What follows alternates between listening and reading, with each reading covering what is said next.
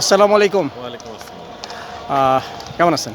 জি, আলহামদুলিল্লাহ। প্রিন্স ভাই, শুনলাম যে বাংলাদেশ হকি দল জার্মানিতে যাচ্ছে নাকি প্র্যাকটিস বলেন তো একটু? জি, আমাদের আসলে আগামী মাসের ১৮ তারিখ থেকে এশিয়ান গেমস শুরু হবে জাপানে এবং যেহেতু জাপানে যাদের সাথে আমাদের খেলা হবে এরা সবাই ওয়ার্ল্ড কাপে যাচ্ছে এই মাসে ১৫ তারিখে বেলজিয়াম এবং হল্যান্ডে।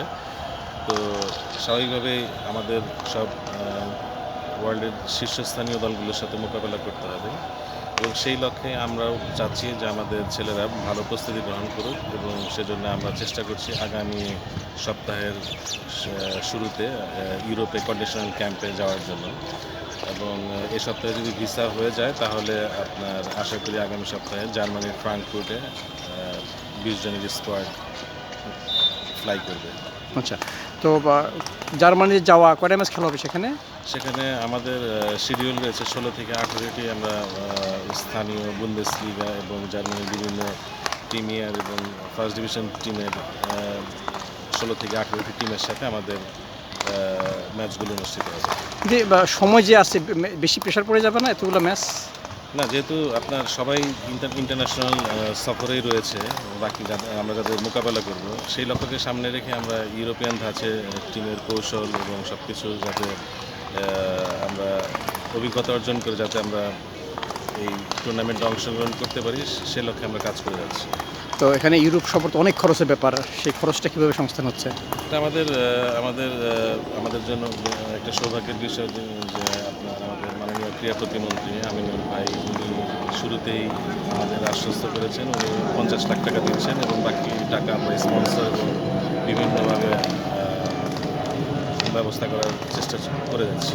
এর আগেও তো আমাদের দল ইউরোপে গিয়েছিল, মানে সেই কী ধরনের উপকার আমরা পাইছিলাম একটু বলবেন? বেসিক্যালি এখন কিন্তু আপনার প্রত্যেকটা টিমই কিন্তু ইউরোপ নির্ভর। আপনার পাকিস্তান টিমের কোচ ডাচ, ইন্ডিয়ান টিমের কোচ জার্মান, আপনার চায়নার কোচ অস্ট্রেলিয়ান, তো সবাই কিন্তু ইউরোপমুখী।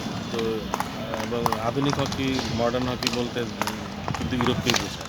তো যেহেতু আমরা তাদের সাথে পৃথিবীর সেরা সেরা দলগুলোর সাথে মোকাবেলা করব, সেজন্য আমরা চেষ্টা করছি যাতে আমরা ইউরোপিয়ান ধাঁচে ওদের সাথে মোকাবেলা করতে পারি।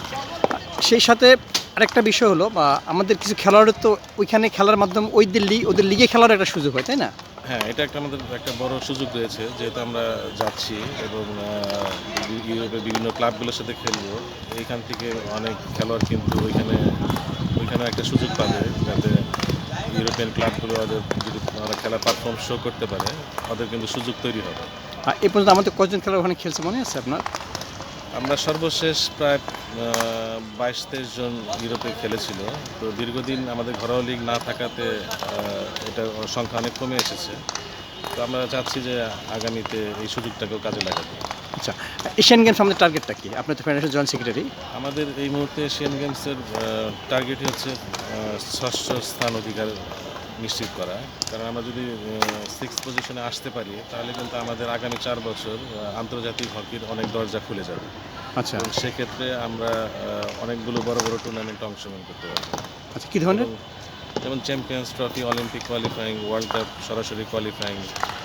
তো এবং আমাদের যে এশিয়ান যে আপনার কোয়ালিফাইংগুলো এখন আমরা খেলছি ওগুলো খেলতে হবে না, তখন আমরা সরাসরি মূল কোয়ালিফাইংয়ে অংশগ্রহণ করতে পারবো। এই জন্য আমাদের মূল টার্গেটই হচ্ছে এশিয়ান গেমসের 6th পজিশন ফিরে আসা। আপনার গ্রুপে কারা কারা আছে পারবেন সেটা গ্রুপ পর্বটা? এই মুহূর্তে আমাদের গ্রুপে আছে হচ্ছে আপনার ইন্ডিয়া, জাপান, দক্ষিণ কোরিয়া, বাংলাদেশ, ইন্দোনেশিয়া এবং হংকং। সেখানে গ্রুপে কততম হইতে হবে আপনাকে ইয়েতে যাওয়ার জন্য? আমাদের টার্গেট হচ্ছে 3rd পজিশন চলে আসা। যদি ইন্ডিয়া আছে, জাপান আছে, দক্ষিণ কোরিয়া আছে, ওয়ার্ল্ডের সেরা সেরা টিম। তারপর আমরা আশা করছি যে আমরা একসময় 6th পজিশনে ছিলাম। আচ্ছা, এবং সর্বশেষ সম্ভবত 2018-তে আমরা 6th পজিশনে ছিলাম। যত দীর্ঘ গ্যাপ হয়েছে আমরা আশা করি এবার যেহেতু ভালো প্রস্তুতি নিয়েই আমরা অংশগ্রহণ করছি, তো আমরা আশাবাদী যে আমরা আমাদের পজিশনে ফিরে আসতে পারি। গ্রুপে ইন্দোনেশিয়া আছে, ধরে নিলাম আমাদের সাথে জিতবো, হংকংয়ের সাথে আমার জয়ের সম্ভাবনাই বেশি। এর বাইরে জাপান, কোরিয়া এবং যদি ভারত, এদের মধ্যে কোন দলকে টার্গেট মূল করতেছে? টার্গেট হচ্ছে দক্ষিণ কোরিয়া। হ্যাঁ, ওদেরকে এর আগে এদের সাথে আমরা ভালো একটা রেজাল্ট করছিলাম বোধহয়। এটা আমাদের এর আগে রেজাল্ট ছিল, আমরা একসময় জাপানের সাথে ড্র করেছি, হ্যাঁ। এক ম্যাচ জিতেছি। তো হ্যাঁ। আমরা চাচ্ছি যে এই কারণে ইউরোপে যদি আমাদের কন্ডিশনার ক্যাম্প ঠিকমতো করতে পারি এবং ছেলেরা যদি ফুল ফিট হয়ে যায়